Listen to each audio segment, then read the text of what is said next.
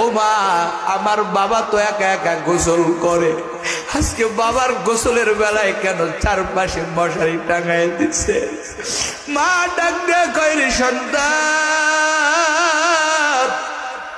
তোর বাবার এমন গোসল হয়, তোর বাবার জনমের মতো গোসল দিতেছে।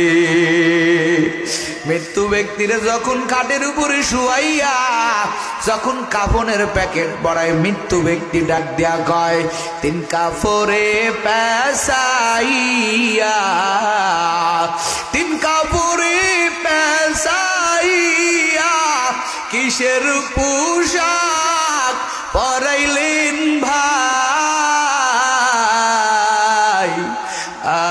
আজ বুঝি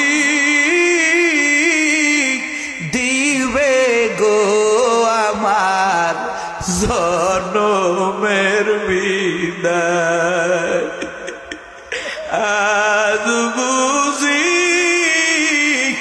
দিবে গো আমার জনমের বিদায়। আরে মৃত্যু ব্যক্তির কাফনের প্যাকেটের পরে বাড়িতে হাজার হাজার বন্ধুরা চলে আসছে শেষবারের মতো তোমার আমার চেহারাটা দেখার জন্য।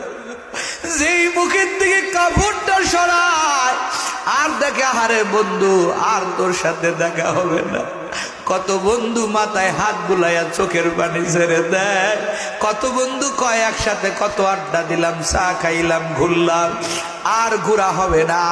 লাশটা যখন কান্দে করে বাড়ির উঠানে নেয় শেষ নামাজের জন্য, বাড়ি ভর্তি মানুষ, মৃত্যু ব্যক্তি ডাক দেয়া কয়, চার কাতারে দাঁড়াইয়া,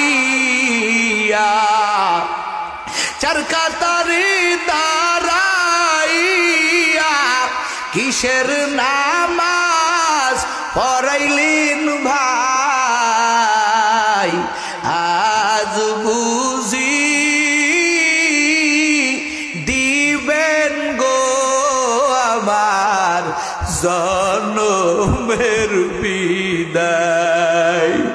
লাশটা যখন কান্দের উপরে করে, যুবক তুই তোরে চিন্তা কর, আমি আমারে চিন্তা করি, একদিন কিন্তু কান্দে নিয়া তোরা পুঞ্জনি বিদায় দিবে।